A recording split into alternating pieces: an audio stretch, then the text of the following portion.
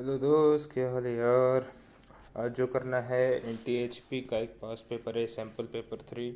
तो आज उसका मैथ सेक्शन सॉल्व करूँगा। इंग्लिश मुझे इतना ख़ास नहीं आता तो इंग्लिश को मैं छोड़ देता हूँ। अभी मैथ पे काम करते हैं। ओके, अगर आपको कॉन्सेप्ट समझना है तो सर हाशिम ज़िया के लेक्चर देखो। He is the exceptional and legendary man. ज़बरदस्त लेक्चर हैं उसके। ठीक है, तो आज शुरू कर देते हैं। हमें बोला गया कि the sum of 20 observations is 500, the mean is. अब मीन जब भी बात करें तो समझ जाओ कि वो एवरेज की बात कर रहा है। अब एक फार्मूला होता है T is equal to AN। ठीक है, अब इसमें ये वाला जो T होता है ये टोटल होता है, और इस केस में टोटल क्या है 500। ठीक है, और ये एवरेज, ये होता है एवरेज। इसको हम मीन भी बोलते हैं। ठीक है, और ये तो हमें फाइंड करने हैं। और दूसरा ये जो है ये होता है नंबर ऑफ टर्म्स। ठीक है, अब नंबर ऑफ टर्म्स यहाँ पर क्या है 20 ऑब्जर्वेशंस 20। ठीक है, यहाँ से अगर मैं इसको यहाँ से काट लूँ, एक ज़ीरो यहाँ से काट लूँ, 2 और ये 25। ठीक है, तो यहाँ पर एक ही वैल्यू आ गई 25, लिहाजा यहाँ पर मीन होगा 25। अब दूसरे सवाल पे आते हैं।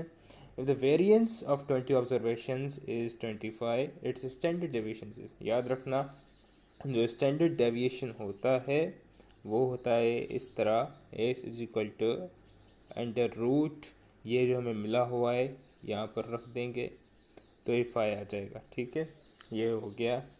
अब हमें कहा गया कि 43 में यहाँ पर कौन सा राइट एंगल ट्राइंगल नहीं है। राइट एंगल ट्राइंगल की कंडीशन याद रखना, कोई से भी 3 नंबर्स ले लो। ठीक है, वो हमेशा जब भी तुम उनको किसी पर्टिकुलर नंबर से डिवाइड कर रहे होगे तो वो 3, 4 और 5 की सूरत में आ रहा होगा। तो उस लिहाज से 3 और 4 और 5 तो है ही, तो इसको कैंसिल कर दो। अगर मैं देखूँ 9, 12 और 15 को, तो यहाँ पर डिवाइड करूँ 3 से तो 3 आएगा, 4 आएगा और यहाँ पर 5 आ जाएगा। ठीक है, लिहाजा ये भी कैंसिल हो गया बेचारा। अब आखिरी हमारे पास बचा 30, 40 और 50। ठीक है, इसको मैं 10 से डिवाइड करूं तो ये मेरे पास आ जाएगा 3, ये 4 और ये 5, लिहाजा इनमें से कोई भी नहीं हो सकता, तो ये वाला ऑप्शन भी कैंसिल हो गया। अब मेरे पास एक आखिरी ऑप्शन बचा। ठीक है, और उस ऑप्शन को मैं ये बोलता हूँ कि ये है 3, 5 और 7। ठीक है, 3, 5 एंड 7, इसको मैं डिवाइड नहीं कर सकता, लिहाजा ये हमारे पास करेक्ट आंसर होगा। अगर इसको तुम पैथागोरस थ्योरम से वेरीफाई भी करोगे तो वेरीफाई नहीं होगा। वो किस तरह? पैथागोरस थ्योरम क्या होता है, H square is equal to P square plus B square, है ना। तो अगर मैं 7, हेपाटीन्यूज सबसे बड़ी साइड होती है, 7 स्क्वायर और या 5 स्क्वायर प्लस 3 का स्क्वायर लूँ तो होगा 25 प्लस 9, और ये 34 के बराबर होगा, ये 49 के बराबर कभी नहीं होगा। ठीक है, तो इस तरह हमारा ये वाला भी सॉल्व हो गया। आगे बढ़ो आगे बढ़ो। साइन 30 किसके बराबर है यार, ये तो बच्चों वाला क्वेश्चन है, ये तो सीधा सा ए है, 1/2। 45 आ गया। हमें कहा गया कि 2 sin 30 cos 30 किसके बराबर है। तो एक फार्मूला याद रखना ट्रिग्नोमेट्री में, जब भी sin 2 थीटा इस तरह आ जाए ना, तो ये बराबर होता है हमेशा 2 sin थीटा और मल्टीप्लाई बाय कॉस थीटा। ठीक है, तो अगर इस सूरत में देखा जाए तो यहाँ पर sin 2 और थीटा की वैल्यू क्या है, थीटा की वैल्यू दोनों जगहों पर 60 है, 30 सॉरी। अगर यहाँ मैं 30 रख दूँगा तो sin 60 बन जाएगा, लिहाजा sin 60 इसका करेक्ट आंसर है। अब which of the following is rational number, basic सी बात है। √16 देखें, नहीं, इसका तो परफेक्ट स्क्वायर हो रहा है, ये रैशनल नंबर नहीं होगा, लिहाजा काट दो। ये दोनों तो बिल्कुल नहीं होंगे, लिहाजा बी सही है क्योंकि ये इम्परफेक्ट स्क्वायर है। आगे चलते हैं। Which fraction is same as 5.06। अब इनको करके देखो डिवाइड, 3/17, ठीक है। तो यहाँ पर अगर मैं 15 रखूँ सही, और यहाँ पर 5 मेरे पास आएगा, यहाँ पर 2 रखूँगा, अब यहाँ पर पॉइंट दूंगा, यहाँ पर 0 आएगा, यहाँ पर 18, ठीक है। तो यहाँ पर 6 आएगा, तो लिहाजा ये ऑप्शन तो कट हो गया, 5.06 नहीं है ये। अब मेरे पास दूसरा ऑप्शन क्या है, वो है 127/25। अगर मैं 125 करके देखूँ तो वो मेरे पास कितनी बार आएगा, वो मेरे पास मेरे हिसाब से 5 बार, हाँ मैं 5 बार सही हूँ। और 2, अब यहाँ पर पॉइंट दे दो, यहाँ पर 0 0 दे दिया, सही है। तो यहाँ पर आ जाएगा 2 0 देने पड़े, तो यहाँ पर ये भी दे दो, ठीक है। और ये 8 टाइम आएगा, तो ये तो आंसर पहले ही कैंसिल हो जाएगा। और लास्ट वाला जो ऑप्शन है वो है 5253, ठीक है। अब मैं अगर यहाँ पर 250 रखूँ तो ये कितनी बार आएगा, हाँ ये होगा 5 बार, ठीक है। यहाँ पर मैंने 3 रख दिया, यहाँ पर मैंने पॉइंट रखा, यहाँ पर 0 दिया, ठीक है। तो ये वाला मैं कह सकता हूँ कि अच्छा, यहाँ पर मुझे एक और 0 देना होगा ना, तो अगर मैं इसको करूँ तो ये 300 यहाँ पर 6 टाइम आएगा 5 से, लिहाजा ये वाला आंसर करेक्ट है, ठीक है। अब अगला आ गया 17/4, ये भी सही कर दो यार, 417, ठीक है। ये हो गया 16 मेरे पास, और ये मैंने 4 टाइम रखा, 1 बचा मेरे पास, यहाँ पर पॉइंट दे दिया, यहाँ पर 10 0 दे दिया, और यहाँ पर 8, ये 2 टाइम्स आएगा, और यहाँ पर 2 बचेगा, 0 देंगे, तो यहाँ पर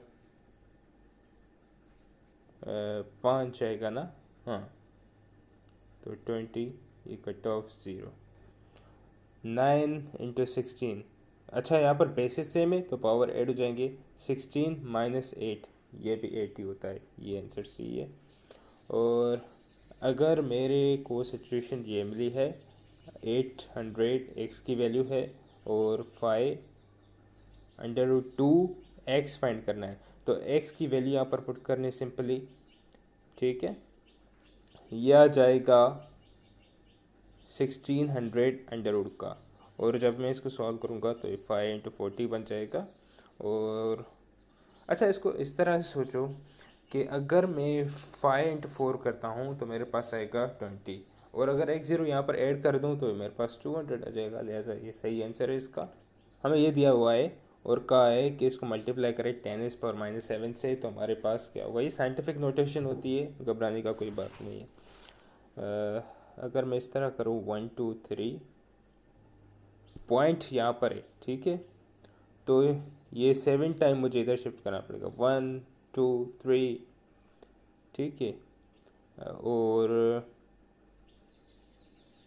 अगर मैं यहाँ पर करता हूँ 3 तो यहाँ पर पॉइंट आएगा, और ये 4, ठीक है, ये 5, ये 6, ये 7, ठीक है, 0 0 0 और ये पॉइंट 0, ठीक है।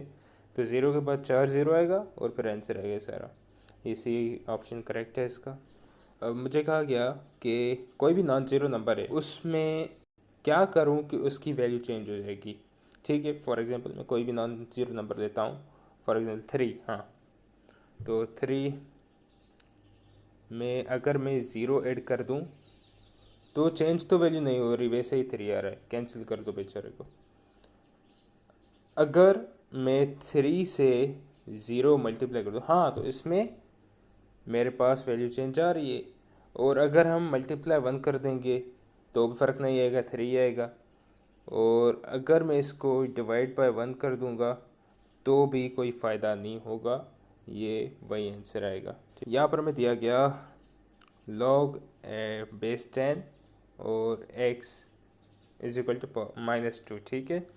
तो अगर तुम्हें याद हो तो ये बेस होता है 10 और ये पावर होती है -2 इज इक्वल टू एक्स। ठीक है, अब 1/10 square is equal to X. ठीक है, ये होगा 1/100 इज इक्वल टू एक्स, और 1/100 इज इक्वल टू एक्स जो होता है ये हमेशा 0.01 के बराबर होता है। आगे मूव करो तो ये भी बड़ा आसान है, बच्चे कंफ्यूज हो जाते हैं। log 7, अगर मैं 10 को लिखना 100 को लिखना चाहूँ तो मैं इस तरह लिख सकता हूँ 10⁻²। और अगर मैं log 7 10,000 लिखना चाहूँ तो 10⁻⁴ हो जाएगा। अगर लॉगरिथम का लॉ देखो तो 2 यहाँ पर आ जाएगा, ये पावर यहाँ पर आ जाती है 2 log 7 और ये 10। ठीक है, नीचे 4, ये जो 4 यहाँ पर शिफ्ट होगा log 7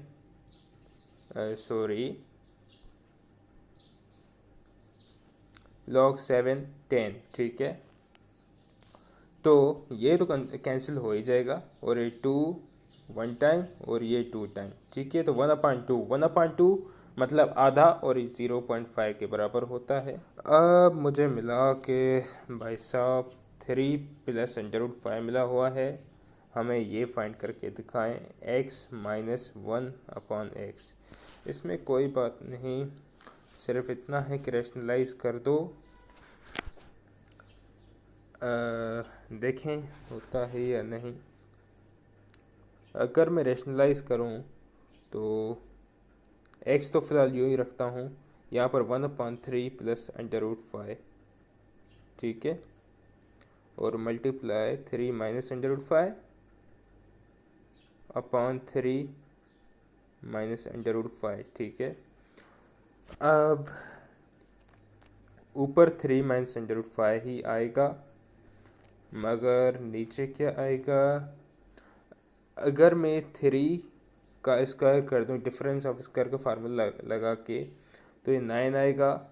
और अगर मैं ये 5 को अंडर रूट से छुड़वा दूं तो इस पहले तो मुझे इसका स्क्वायर ही करना पड़ेगा, तो 9 - 5 इज इक्वल टू 4। ठीक है, तो अब मेरे पास क्या आएगा, 9 - 5 तो 4 आ गया। ठीक है, अब यहाँ पर 3 - √5 अपॉन 4 है ना, और यहाँ पर भी मैं रख देता हूँ इसको 3 - √5 प्लस अब यहाँ पर एलसीएम ले लो, 4 निकलेगी। अब 4 ऐसे मल्टीप्लाई करोगे ऊपर तो यहाँ पर आएगा 12, और ये आएगा 4 √5, और यहाँ पर आएगा -3 माइनस, तो और ये ब्रैकेट में बंद हो जाएगा 3 - √5। ठीक है, और 12 + 4 √5 -3 + √5 अपॉन 4। अगर मैं आगे सॉल्व करूं तो ये आएगा 12 -3 9, लिहाजा 9 डिवाइडेड बाई 4 हो जाएगा अगर मैं 4 इंडिविजुअली डिवाइड कर दूं। और ये दूसरा होगा 5 √5 हाँ 5 √5 डिवाइडेड बाई 4। अगर मैं 9/4 करूँगा तो मुझे आंसर मिलेगा 2.25, और अगर मैं 5/4 करूँगा तो मुझे मिलेगा 1.25। ये 9/4, ये 5/4। ठीक है, तो लिहाजा मेरे पास ये आंसर सही आ जाएगा। यार सिंपल ट्रिक तो इसका नहीं होता कोई, मगर हाँ इस पे प्रैक्टिस जितना करोगे उतनी रवानगी बढ़ेगी, और प्रैक्टिस ज़रूरी है। मेरे पास दूसरा आंसर आया, सवाल आया log 256। ठीक है, 256 इसके ऊपर मैंने कौन सी ऐसी पावर लगा के दी कि आंसर 16 आ गया। अच्छा, एक कॉन्सेप्ट याद रखो, ये जो अंडर रूट एक्स होता है ना, ये हमेशा बराबर होता है एक्स पावर 1/2 के। सही। तो अगर मैं ये कर दूं कि ये वाला जो 256 है इसको 16 स्क्वायर करूं, ठीक है, और इसके बाहर एक्स हो और यहाँ पर 16 हो, तो यहाँ पर 16 power 2x is equal to 16 हो जाएगा। और यहाँ पर 16 का पावर यह है 1, ठीक है। और अगर यहाँ पर बेसिस सेम है तो यहाँ पर ऐड करवा दो, ठीक है। सॉरी, ऐड नहीं, ये सब्ट्रैक्ट होता है, हाँ। तो ये होगा 2x माइनस 1 इक्वल टू 0, या आप ऐसे लिख दो simply 2x equal to 1, x is equal to 1/2, ठीक है। और x का वैल्यू यहाँ पर आया 1/2, ठीक है। 1/2 जो बराबर होता है वो होता है 0.5 के। Okay, so let's go ahead. ये थोड़ा ट्रिकी क्वेश्चन है यार। इसमें सबसे पहले तो x की वैल्यू फाइंड कर लो तो बेहतर है, और वो किस तरह होगी वो भी समझ लेते हैं। x प्लस 1/x से, तो ये कर दो x plus 1/x is equal to 2, और ये है x। अगर मैं यहाँ कर दूँ तो x स्क्वायर प्लस 1 हो जाएगा, और ये होगा 2x, है ना। और अगर आगे मैं बढ़कर देखूँ तो सॉरी, अगर ये मैंने यहाँ पर 2x लगा दिया तो यहाँ से मुझे ख़त्म कर देना चाहिए, है ना। और ये होगा x square minus 2x plus 1, ठीक है। अगर मैं परफेक्ट स्क्वायर का फार्मूला लगाऊं तो ये आ जाएगा x minus 1 whole square is equal to,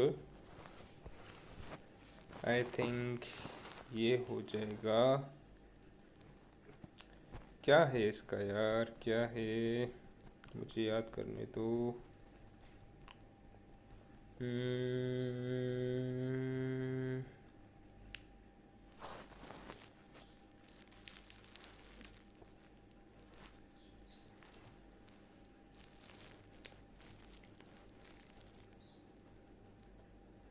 हाँ, ये तो ज़ीरो के बराबर होगा, और ये आ जाएगा x इक्वल टू 1, ठीक है। अगर मैं बोथ साइड स्क्वायर करूँ, ठीक है। तो आगे अब मुझे x का वैल्यू तो मिल गया, ठीक है। अगर x का ये वैल्यू मैं यहाँ पर पुट पे करूँगा तो मेरे पास जो ही आंसर आएगा, सही। अब x पावर 4 माइनस 1/x⁴ में ये वैल्यू पुट करूँ तो ये x power 4 minus 1/x⁴, x का वैल्यू क्या था 1 माइनस 1/1 इक्वल टू 0, ठीक है। ये 0 आंसर आ जाएगा। अच्छा, मैं अब एक खुद एस्पिरेंट हूँ एक, तो अगर मेरे से कोई गलती हो जाए तो कमेंट कर दो यार। और मैं हमेशा सही भी नहीं हो सकता, हमेशा गलत भी नहीं हो सकता, ये बात आपको समझना पड़ेगा। अब x प्लस 3y का क्यूब हमें करना है, तो फर्स्ट टर्म है x, सेकेंड टर्म है x, हमें फार्मूला याद है x³ plus 3x² y plus 3xy² plus y का क्यूब, ठीक है। देखते हैं x³ और y³ तो सब में है, पर कुछ ऑप्शंस ऐसे भी हैं जो पहले ही हमें कैंसिल करने होंगे। वो किस तरह करने हैं, सबसे पहले ये देखें, x का क्यूब हम यहाँ करते हैं, ठीक है, यहाँ पर है, मगर 3y का जो क्यूब है ये तो 2y³ लिखा हुआ है, ये तो 27y³ होना चाहिए ना। पहली झट में काट दो, डी ऑप्शन काट दो। इससे क्या होगा कि अगर टाइम नहीं है तो तुक्का मारने में आसानी होगी, ठीक है। अब फार्मूले के मुताबिक मैं आता हूँ, हमारे पास ये दो ऑप्शन बचे, ठीक है। अब मैं सेकंड टर्म देखूँ तो 3x का स्क्वायर होता है और इंटू 3y। सही है। यहाँ पर हमें सेकेंड टर्म है तो तो ये हमने वो पुट की है, और ये होगा 9x² y। लिहाजा यहाँ पर तो 6 है, ये भी कैंसिल, ये सही आंसर है। आगे बढ़ें। अब ये बड़ा आसान क्वेश्चन है यार। u plus V is equal to 5, ठीक है, और यू वी 2 के बराबर है। बाय स्क्वायरिंग बोथ साइड कर दो यार, बाय स्क्वायरिंग बोथ साइड, तो ये आ जाएगा u² plus V square plus 2uv is equal to 25, ठीक है, क्योंकि उसका स्क्वायर किया ना हमने। अब यूवी हमें मिला हुआ है 2, सही। अगर मैं इस तरह करूँ u² प्लस वी स्क्वायर, ये 2 इंटू 2 4 आ जाएगा, है ना। और अगर 4 को मैं इस साइड भेज दूँ तो 25 माइनस 4 होगा, ये आ जाएगा 21। लिहाजा u² वी स्क्वायर का एडिशन 21 के बराबर होगा। आगे बढ़ा जाए यार। अब 6x² माइनस 4x माइनस 2, सही है। अब हमारे पास एक ऑप्शन यूं ही कैंसिल हो जाएगा, वो कौन सा है? वो ऑप्शन है सी वाला। अब तुक्का मारने में आसानी भी हो सकती है, ठीक है। अब ज़रा यहाँ पर 2 भी कॉमन लिया हुआ है बी ऑप्शन में, ठीक है। तो ये जो इक्वेशन है, मैं यहाँ से 2 कॉमन लेता हूँ। 2 इंटू 3x² माइनस 2x, और ये होगा -1, सही है, ये होगा -1। अब इसको फर्दर सिंप्लीफाई करना है, तो ये होगा, अगर मैं 3 और 1 का मल्टीप्लिकेशन करवाऊँ तो सॉरी -1 का, तो ये -3 आंसर आएगा, है ना। अब मुझे 2 ऐसे नंबर चाहिए जिसका सम 2 हो, -2, और मल्टीप्लिकेशन -3 हो। तो वो नंबर होगा 3x² माइनस 3x, और यहाँ आएगा प्लस x माइनस 1, ठीक है। ये 2 तो वैसे ही रहेगा, है ना। अब 3x² में से 3x मैंने कॉमन ले लिया, और अच्छा मैं इतना फर्दर सिंप्लीफाई इसलिए भी करवा रहा हूँ क्योंकि यहाँ पर नन ऑफ दिस का ऑप्शन भी है, तो यहाँ पर करना ही पड़ेगा। 3x और माइनस 3x कॉमन हो गया, हाँ, तो यहाँ पर x बचेगा और यहाँ -1, और +1 कॉमन, x -1 बचेगा। अगर मैं इस तरह करूँ तो 3x + 1 x -1 इसका पूरा आंसर आएगा, लिहाजा बी इसका करेक्ट आंसर होगा, ठीक है। अब आगे बढ़ते हैं। आगे बड़ा आसान क्वेश्चन है। कहता है ऐसा क्या ऐड किया जाए कि परफेक्ट स्क्वायर बन जाए ये वाली इक्वेशन, ठीक है। इस इक्वेशन में क्या ऐसा ऐड करोगे परफेक्ट स्क्वायर बन जाए?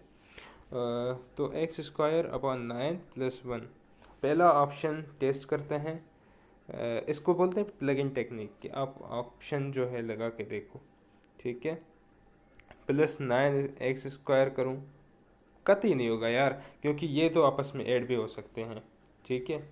और दूसरा ऑप्शन मैं टेस्ट कर दियो, तो x²/9 + 1 x/3, ठीक है।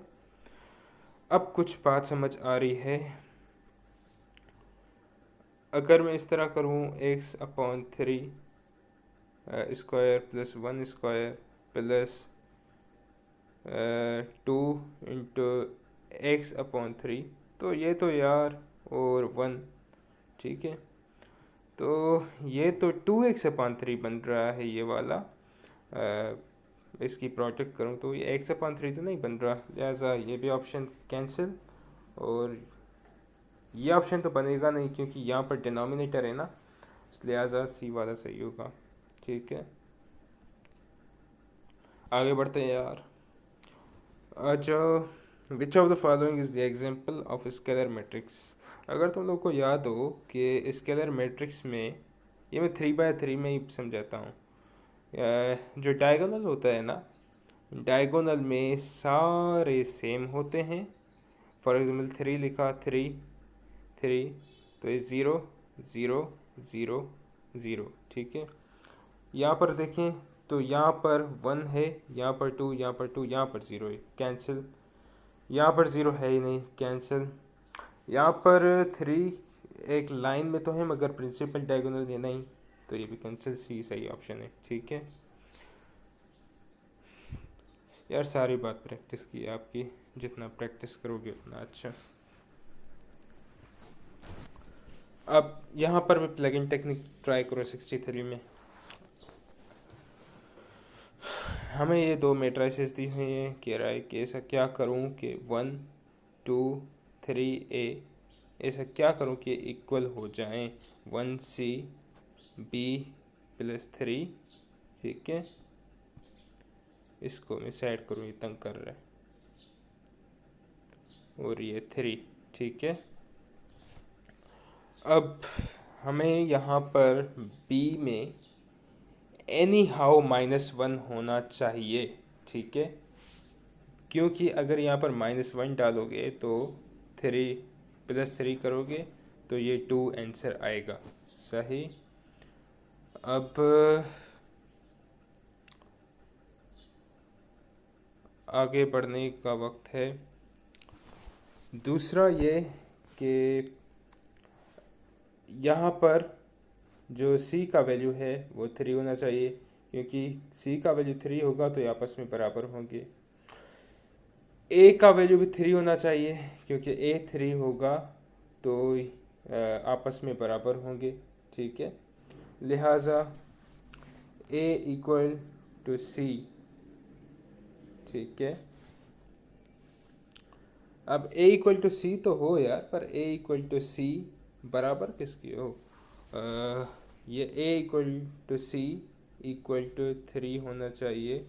और ये हमें टेस्ट करना है कि अगर मैं इस तरह करूं, B माइनस A अपॉन 3 भी लिखा जा सकता है, और 3 A की वैल्यू है यहाँ पर, ठीक है। तो अगर मैं 3 - 3 अपॉन 3 कर दूं तो ये -1 आएगा, लिहाजा ये सबसे सूटेबल आंसर है, ठीक है। अब हमें इन्वर्स फाइंड करना है। इन्वर्स बेहद ही आसान होता है। अगर मैं यहाँ पर डिटर्मिनेंट निकालूं, इसको थोड़ा यहाँ पर ले आऊँ, ठीक है। अगर मुझे कहना है कि पहले तो डिटर्मिनेंट निकाल दो, ठीक है। 7 मल्टीप्लाई करोगे, अब -3 × 2 6, 7 - 6 इक्वल टू 1, सही। अब यार 1 है, डिवाइड करोगे मैट्रिक्स को 1 से तो वैसे ही कोई फ़ायदा नहीं है, इसीलिए छोड़ दो, ठीक है। तो ये 7 और 1 बनना चाहिए, ठीक है। और यहाँ पर -3 और -2 होना चाहिए। कौन सा ऑप्शन है? यहाँ पर ऑप्शन ए है, ठीक है। अब let A B is in question 64, मतलब ए इन्वर्स का कह रहा है कि डिटरमिनेंट निकालो, ठीक है। अब ये मल्टीप्लाई करो 7, ठीक है, -3 × -2 6, ठीक है। तो -6 होगा तो ये 1 आ जाएगा, एज सिंपल एज दैट। अब हमें क्या मिला हुआ है? ए हमारे पास मौजूद है, बी हमें दिया हुआ है 5 और -2, ठीक है। दूसरा चीज़ है वो है x और y, ठीक है। और हमें दिया हुआ है एक मैट्रिक्स, वो मैट्रिक्स कौन सा है जो मल्टीप्लाई कर रहा है? ए वाला, वो जो हमने यहाँ पर देखा था 1 2 3 7, सही है, 1 2 3 7, ठीक है। इसको आपस में मल्टीप्लाई कर दो। मल्टीप्लाई करूँगा तो ये इससे होगा, ये आएगा x, और ये इससे होगा तो आएगा +2y, ठीक है। अब ये इससे होगा तो आएगा 3x प्लस आएगा ये 7y, ठीक है। और ये आएगा 5 और -2। सही है। मज़े की बात यह है कि आंसर तो पुट कर सकते हो, मगर वो थोड़ा मुश्किल काम बनेगा। तो यहाँ पर साइमल्टेनियस इक्वेशन बन रही है ना। अगर मैं 3x + 2y = 5 कर दूँ और 3x + 7y, ठीक है, यहाँ पर 17 कर दूँ। सॉरी यार, 17 क्यों कर रहा हूँ मैं, यहाँ पर -2 करना है। पर यार फिर भी मैंने गलत किया है, क्योंकि यहाँ पर 3x नहीं आएगा ना। यहाँ पर x + 2y = 5, 3x + 7y = -2, sorry. और अब मुझे साइमल्टेनियस इक्वेशन बनाना है। पहले मैं y का वैल्यू फाइंड करता हूँ। उसके लिए मैं यहाँ पर 7 मल्टीप्लाई कर देता हूँ ऊपर यहाँ। तो यहाँ आ जाएगा 7x, यहाँ आ जाएगा 14y और यहाँ आ जाएगा 35, ठीक है। और यहाँ पर मैं 2 मल्टीप्लाई कर देता हूँ, ठीक है। तो ये आ जाएगा 6x, if I am right. ये आएगा 6x, ये आएगा 14x, सही है। और ये आएगा 4। ये दोनों बेचारे आपस में कैंसिल हो जाएंगे अगर मैं करवाना चाहूँ तो, ठीक है। और यहाँ पर भी सैम्पल चेंज होना चाहिए। और यहाँ पर क्या आ गया, x = 39, ठीक है। चलो 39 तो मिल गया, ये कोई मसला नहीं। पर देखिए y का क्या मिलता है, क्योंकि यहाँ पर नन ऑफ दिस भी दिया हुआ है ना। अगर ना होता तो हम डायरेक्ट ये वाला कर देते, b वाला। अब x + 2y = 5। x का वैल्यू 39 + 2y = 5। आगे बढ़ूँ, ठीक है। तो अगर मैं इसको यहाँ पर ले जाऊँगा तो हो जाएगा 2y - 4 और ये -17 आएगा कैसे भी करके, ठीक है। तो ये बी ऑप्शन करेक्ट है। So let's move ahead.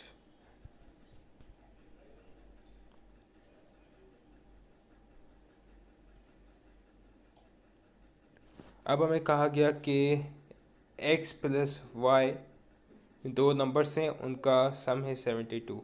सम जब करें, सम की बात करें तो ये आता है एडिशन। दो नंबर है, इसका मतलब है इक्वल।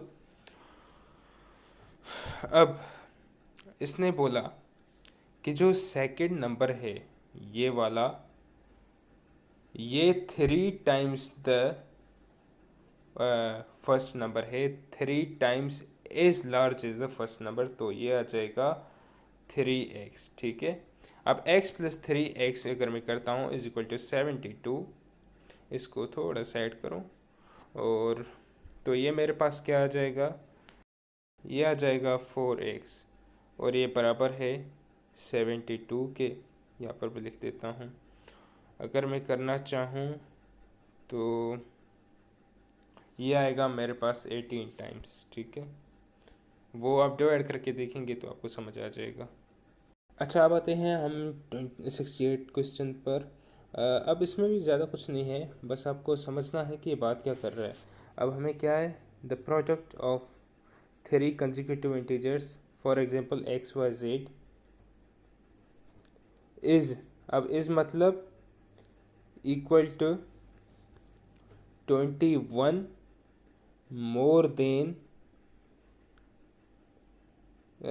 मोर देन मतलब ऐड हो जाएगा the cube of smallest integer.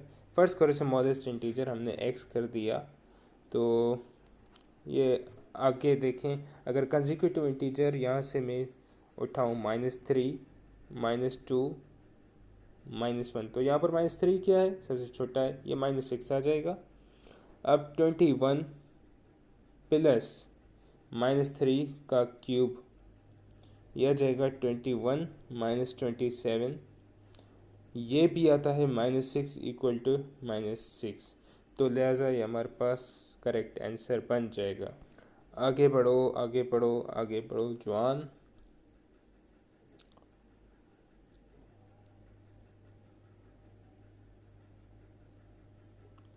अब मुझे ये कहा गया कि लेंथ ऑफ रेक्टेंगल, अब एक रेक्टेंगल है मैंने बनाया, उसकी ये लेंथ है, ठीक है, और ये विड्थ है, ठीक है, ये एल, ठीक है, और यहाँ पर हमें ये बोला गया कि ये है W+4। क्या कहता है W+4? कैसे? Length of rectangle is 4 centimetre greater than it's width, तो ये आ जाएगा 4+W, ठीक है। अब हमें कह रहा है कि इसका जो पेरीमीटर है P = 24, ठीक है। पेरीमीटर क्या होता है? 2P, सॉरी 2P नहीं होता, ये होता है 2L + 2W = 24। अब अगर मैं 2 कॉमन ले लूँ यहाँ से, ठीक है, तो मुझे यहाँ से रिमूव करना पड़ेगा और ये 12 बन जाएगा, L + W = 12, ठीक है। अब यहाँ पर L की वैल्यू क्या थी? 4 + W = 12, सही है। अब ये 4 + 2W बनेगा और ये हो जाएगा 12, सही। अब अगर मैं इसको यहाँ पर लेकर जाऊँ तो ये 8 बन जाएगा और 2W = 8, सो W = 4, W = 4 है। और अगर यहाँ पर मैं 4 ऐड कर दूँ तो ये 8 बन जाएगा, लिहाजा लेंथ 8 और ये 4, और हमें कह रहा है कि इसका एरिया फाइंड करके दिखाओ, तो L × W, 8 × 4, ये हो जाएगा 32 cm, सही है। अब लेट्स मूव फॉरवर्ड।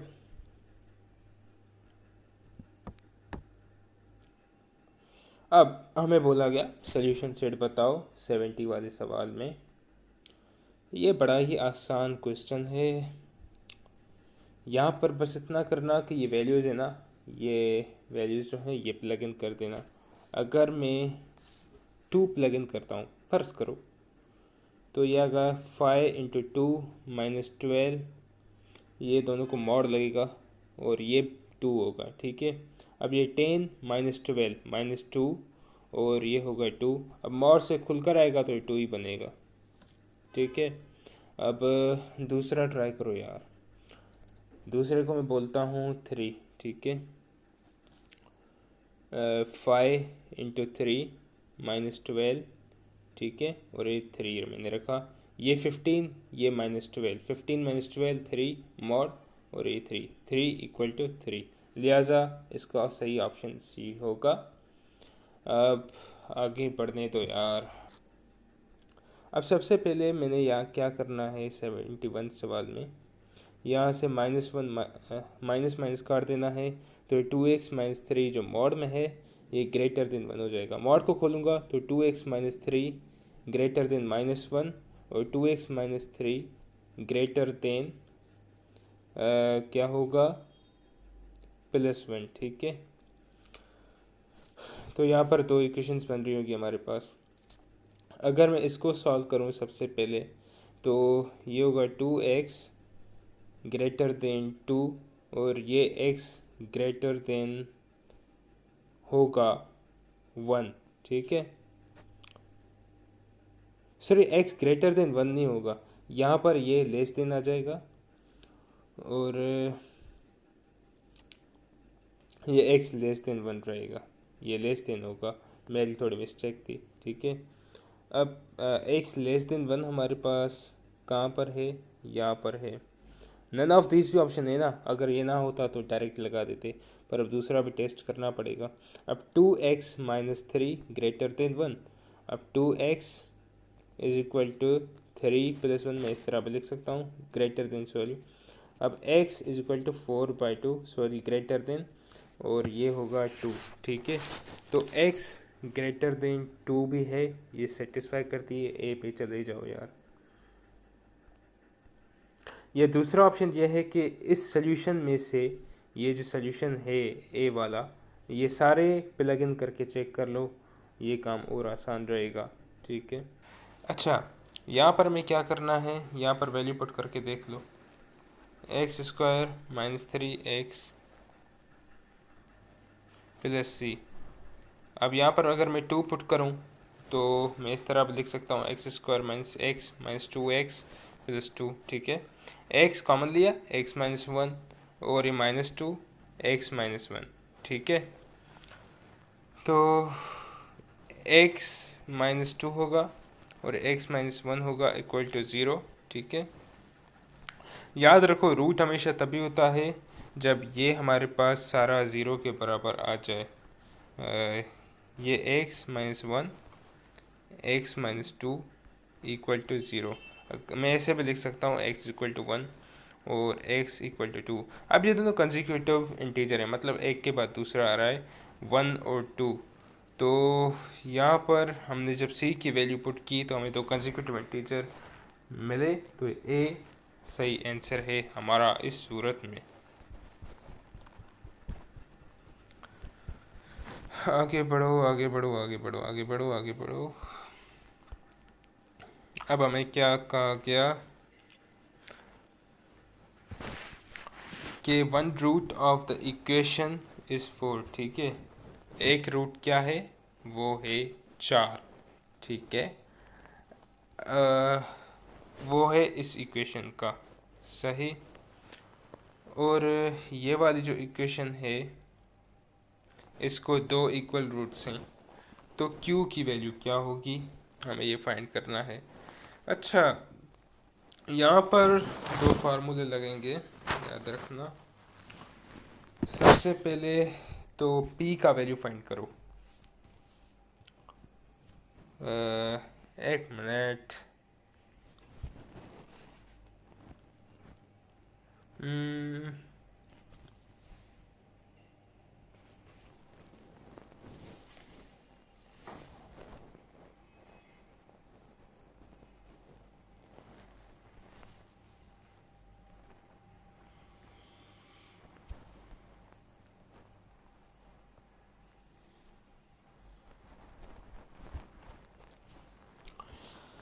अच्छा भाई, अब हमारे पास 73 सवाल है।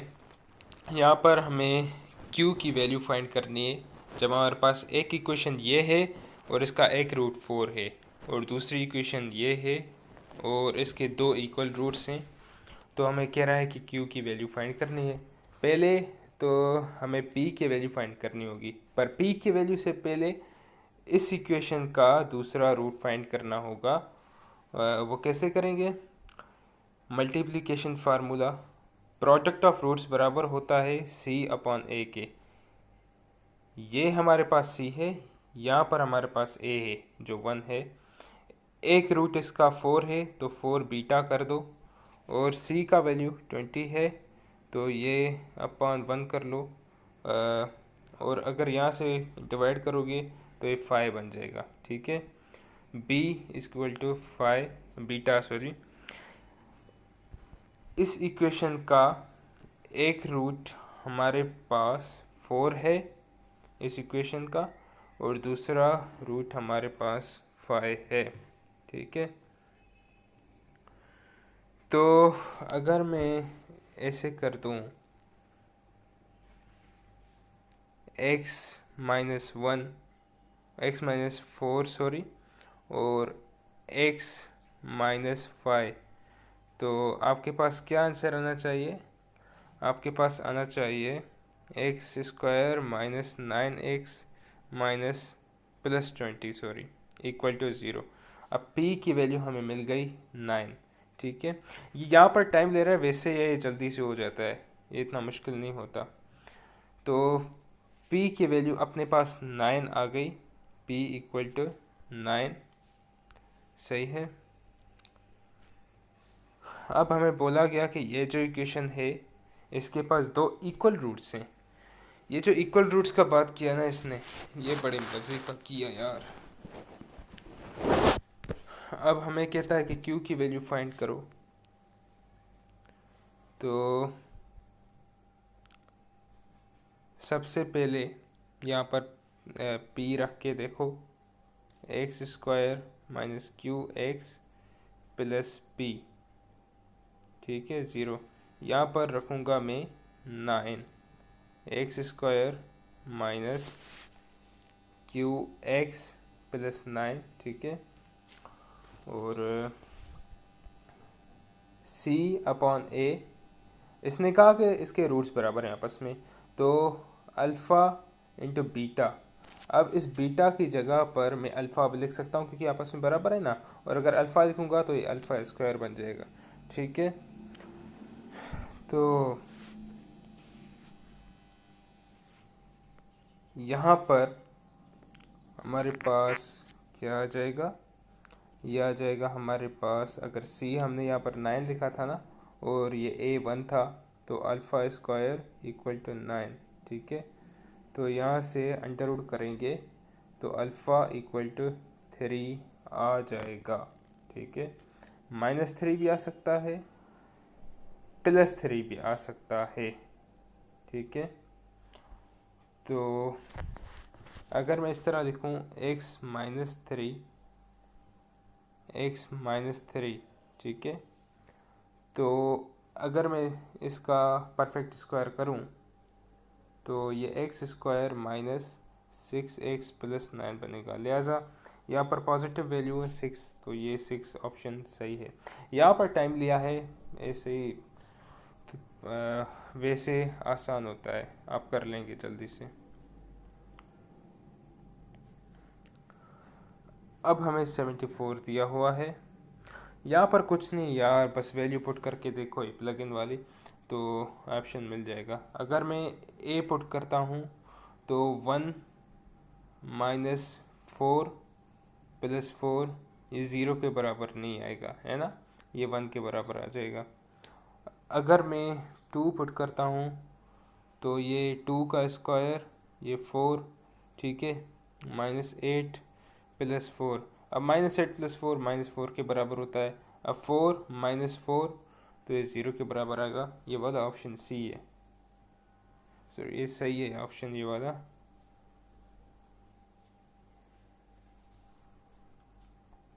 अच्छा, अब आता है हमारे पास क्वेश्चन 74।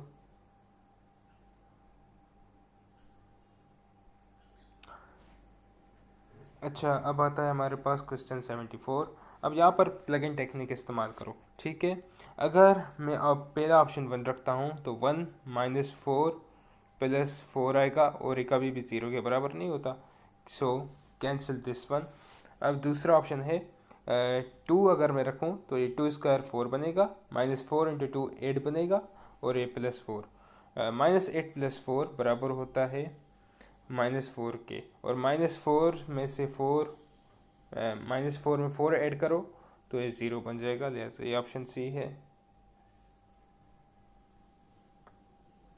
ये ऑप्शन सही है। और अब आगे चलते हैं, तो हम क्वेश्चन 75 पर। अब यहाँ पर कह रहा है कि the values of Q for which the difference of roots is 2, ठीक है। ये इक्वेशन है, इसके डिफरेंस ऑफ रूट्स 2 हैं, ठीक है। तो यहाँ पर सिंपली प्लग इन करके देख लो यार। मुझे जो सबसे अच्छी वैल्यू लगती है वो ये लगती है, ठीक है। मैं ये पुट करता हूँ x square minus 6x plus 8, मेरे ख्याल से सेटिस्फाई करेगी। X square minus 4x minus 2x plus 8 equal to 0। अब कॉमन कर लो, x -4 होगा, और ये होगा -2 इंटू एक्स -4, तो ये बनेगा x -4 और x -2 इक्वल टू 0। तो x 4, जो x है 4 और 2 के बराबर है, तो इनका डिफरेंस 2 के ही बराबर है, तो ये वाला ऑप्शन सही है। ठीक है,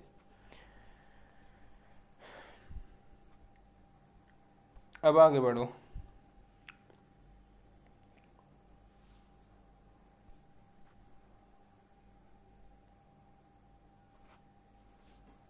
हमें कहा गया कि ये दोनों जो हैं इसके फैक्टर्स हैं, तो m और n की वैल्यू क्या बनेगी। यहाँ पर क्या करना है, सिंपली कि साइमल्टेनियस इक्वेशंस बना दो। वो किस तरह, सबसे पहले x की दो वैल्यू जाएंगी, यहाँ से 2, यहाँ से 3। ठीक है, तो अगर मैं यहाँ पुट कर दूँ तो ये बन जाएगा, अगर 2 पुट करता हूँ तो 8 minus 2m plus n equal to 0। लिहाजा ये बन गया 2m minus n equal to 8। सही है। दूसरी वैल्यू मैं बनाता हूँ, अगर मैं 3 पुट करूँ यहाँ पर इस इक्वेशन में x की वैल्यू, तो मुझे इक्वेशन मिलेगी 2 9 से 18, 18 माइनस 3m प्लस n, ठीक है, इक्वल टू 0। अब मैं इसको अरेंज करके लिखूँ, 18 is equal to 3m minus n। सही है। अब यहाँ पर मैं दूसरी इक्वेशन लाता हूँ, 8 equal to 2m minus n। सही है। अगर मैं इस तरह करूँ कि सब्ट्रैक्शन कर दूँ तो ये कैंसिल हो जाएगा और हमारे पास ये m की वैल्यू 10 आ जाएगी। अब इन दोनों इक्वेशंस में से या तो ये वाली, इनमें m की वैल्यू पुट कर दो तो हमें n मिल जाएगा। पुट करके देख लेते हैं। मुझे ये वाली जो दूसरी इक्वेशन है वो मुश्किल लग रही है, तो मैं उसकी वैल्यू m की वैल्यू यहाँ पर पुट करता हूँ। तो 2 into 10 minus n equal to 8, 20 minus 8 equal to n equal to 12। लिहाजा ऑप्शन डी हमारे पास सी हो जाएगा। आगे बढ़ो यार, आगे बढ़ो। अब इसमें हाईएस्ट कॉमन फैक्टर दोनों में देखो तो x है पहले तो, और फिर y क्यूब है। बी आंसर है इसका। इसमें डोमेन पूछ रहा है, बड़ा आसान काम है। डोमेन है 12, 32, 51, 71। ऑप्शन बी करेक्ट है। उसके बाद आ जाओ आगे, तो हमें कह रहा है कि कौन सा रिलेशन यहाँ पर है। ठीक है, और ये A तो A का रिलेशन किया हुआ है। अगर ऑप्शन ए देखूँ, कह रहा है R1 is an onto function. तो अगर मैं देखूँ R1, मुझे ऑन टू फंक्शन पता नहीं पर लग नहीं रहा। ठीक है, और दूसरा देखें तो क्या बनता है,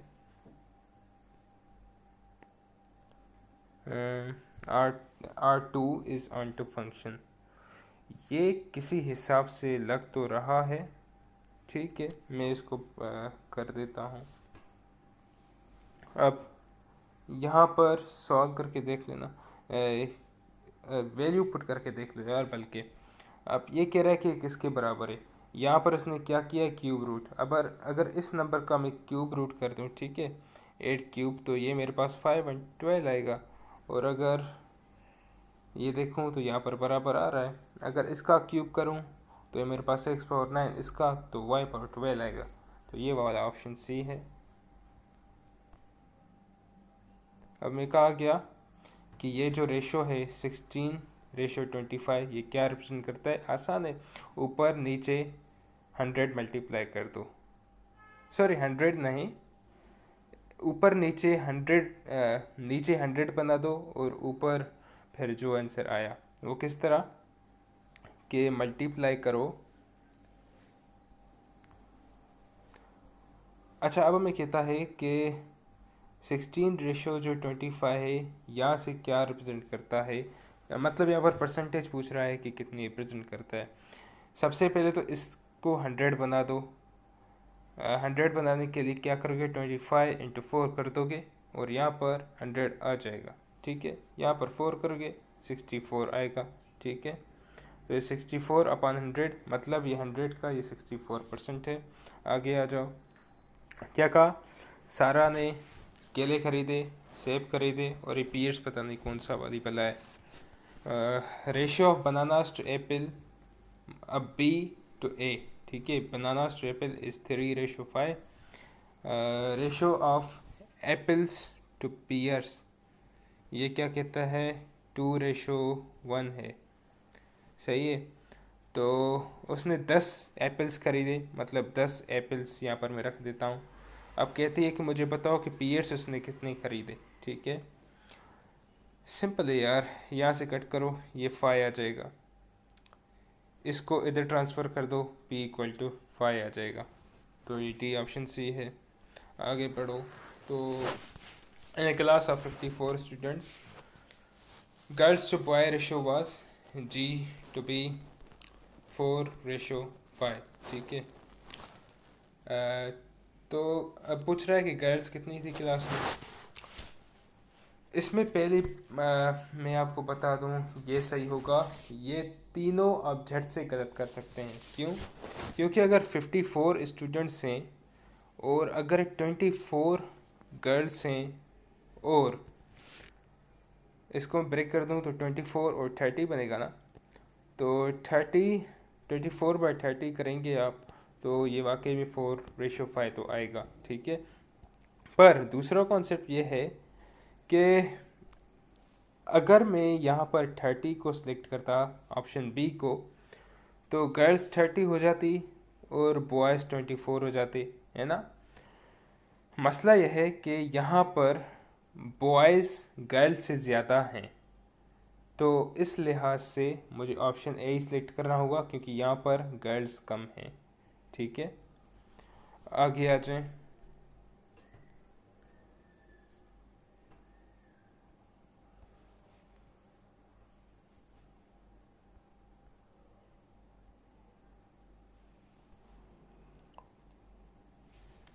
अब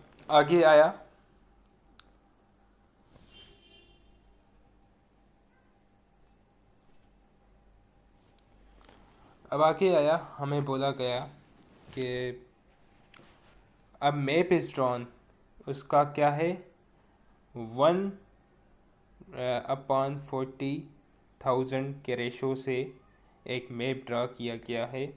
मतलब हर 1 सेंटीमीटर, ये जो एक से यहाँ पर जो 1 सेंटीमीटर होगा ये रिप्रेजेंट कर रहा होगा 40,000 सेंटीमीटर को। ठीक है, तो अब करते हैं।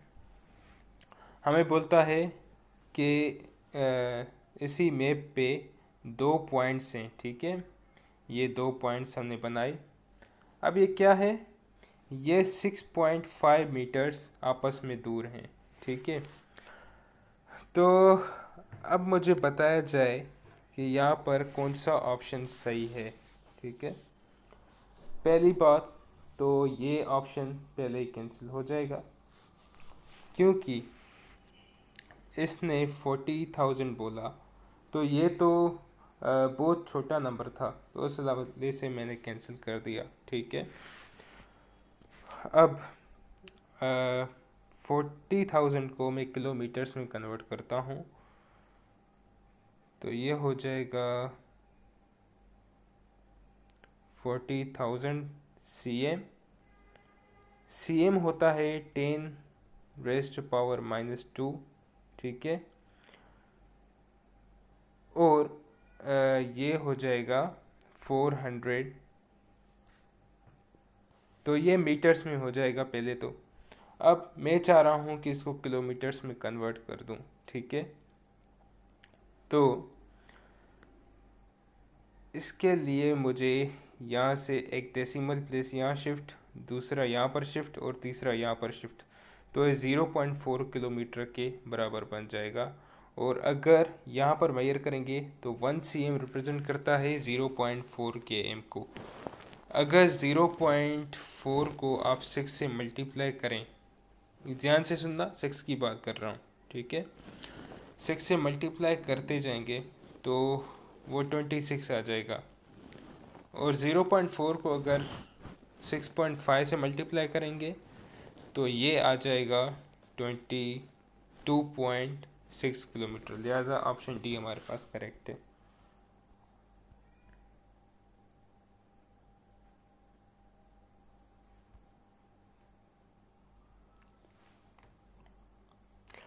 अब हमें बोला गया 85 क्वेश्चन में कि जो 7:10 है इज इक्वल टू 21, तो यहाँ पर कौन सी टर्म मिसिंग है। अब 7:10 है तो 21 रेशो क्या होगा, यहाँ पर सिंपली ये पूछ रहा है। 21 रेशो अगर 20 रखें तो काम नहीं बनेगा, अगर 30 रखें तो काम बनेगा। इस पर 7 टाइम लगेगी, इस पर 10 टाइम लगेगी, तो ये 7:10 बन जाएगा। लिहाजा ऑप्शन बी सही है। आगे आ जाओ, हमें बोला गया कि जो क्यूब रूट ऑफ एक्स है, क्यूब रूट ऑफ एक्स, ठीक है, वो इन्वर्सली वेरी करता है किससे, ये इन्वर्सली वेरी करता है स्क्वायर ऑफ वाई से, ठीक है, मतलब ये इन्वर्सली प्रोपोर्शनल है आपस में। तो पहले तो यहाँ पर प्रोपोर्शनलिटी ख़त्म करने के लिए Y square is equal to K upon √3 sorry X, और यहाँ पर 3 रखना पड़ेगा। अब हमें कहा गया कि जब वाई स्क्वायर जो था, अब हमें कहा गया कि जो वाई स्क्वायर है उसमें वाई की वैल्यू जब 1.5 थी तो उसमें एक्स की वैल्यू थी 512, ठीक है। तो अब यहाँ पर हमें के की वैल्यू फाइंड करनी है। याद रखो इसको पहले ये जो 1.5 का स्क्वायर है विदाउट कैलकुलेटर करोगे मुश्किल होगी, तो पहले 15 का स्क्वायर करो, वो 225 आएगा। अब मैं यहाँ पर देखूँ तो यहाँ पर भी यही हो रहा है, बस ये सिर्फ 1.5 है, तो यहाँ पर ये 2.25 आ जाएगा, ठीक है। तो 2.25 is equal to K upon 8। अब ये जाकर यहाँ पर मल्टीप्लाई कर दो, ठीक है। ऐसे मल्टीप्लाई करोगे तो प्रॉब्लम होगी, ठीक है। मल्टीप्लाई करने के लिए एक काम कर दो, 2.25 को 2 प्लस 0.25 में ब्रेक कर दो और 8 से मल्टीप्लाई कर दो, ठीक है। तो 8 2 16 हो जाएगा, और ये 0.25 यानी 1/4, तो ये 2 बन जाएगा, मतलब 16 + 2 इज इक्वल टू 18। तो k का वैल्यू 18 आएगा, ठीक है। अब जब k का वैल्यू 18 आएगा तो मुझसे एक दूसरा सवाल पूछा गया यहाँ पर। वो सवाल कुछ इस तरह था कि अगर मैं क्यूब रूट फाइंड करना है एक एक्स का, y की वैल्यू 3 हो तो, ठीक है। तो ये आसान नहीं पड़ा, 3 स्क्वायर 9 हो जाएगा, ये 18, ठीक है, और ये पान √3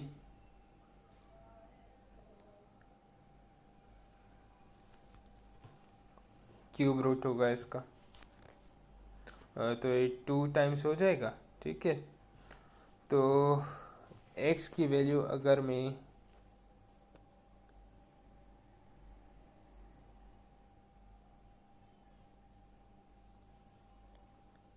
अब मुझे कहता है कि मुझे x की वैल्यू फाइंड करनी है जब y मेरे पास 3 हो, ठीक है। तो अगर y मेरे पास 3 है, मैं यहाँ 3 स्क्वायर 9 पुट करता हूँ, k की वैल्यू 18 पुट करता हूँ, और अंडर रूट 3 क्यूब रूट होगा इसका x, ठीक है। ये 2 आ जाएगा और ये हो जाएगा x3 और ये 2, बोथ साइड क्यूब कर दूंगा तो x की वैल्यू मेरे पास 8 आ जाएगी। ये है 8 इसका ऑप्शन, ठीक है, ऑप्शन नंबर ए।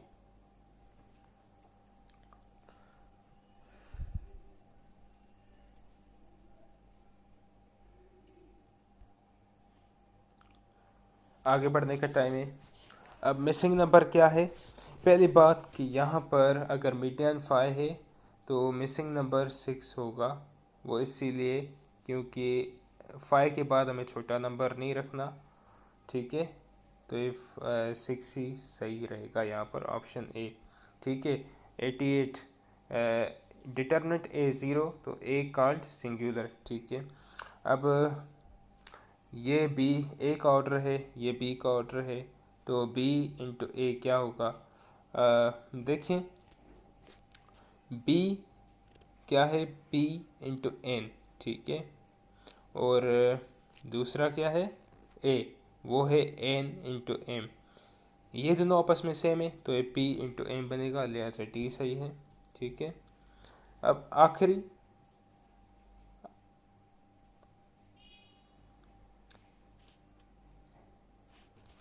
यहाँ पर प्लग इन टेक्निक काम करेगा। अब कह रहा है कि L plus M plus N is a null matrix, ठीक है। अब ऐड करके देखो 7 से तो ये 14 होगा, ठीक है। 14 माइनस 14 0, ठीक है। -2 + 2 0 और 0 + 0 0, -3 -3 -6 -6 + 6 0। अब 1 - 1 क्या है, 0 0 -1 -1, तो ये नल मैट्रिक्स तो नहीं हुआ, ठीक है। दूसरा ट्राई करते हैं। अब मल्टीप्लिकेशन थोड़ा मुश्किल लग रहा है तो मैं डिटर्मिनेंट वाला करता हूँ ऑप्शन सी में, ठीक है। सी क्या कहता है, एल और एम का डिटर्मिनेंट आपस में बराबर है, करके देखते हैं। ये 7 और ये -6, ये 1 के बराबर होगा। और ये -7 और ये +6 -1 के बराबर होगा, तो ये ऑप्शन कट गया, ठीक है। अब लास्ट ऑप्शन हम ट्राई करते हैं। लास्ट ऑप्शन ये है कि जो n है, डिटर्मिनेंट n, ये एक पॉजिटिव इंटीजर करके देखते हैं। -14 -1 14 इंटू -6 इंटू 0, तो ये 0 ही बन जाएगा, ठीक है। तो ये n तो पॉजिटिव इंटीजर है, ऑप्शन डी ठीक है। तो यहाँ पर हमारा ये पेपर ख़त्म होता है। जाओ एंजॉय करो, मज़े करो।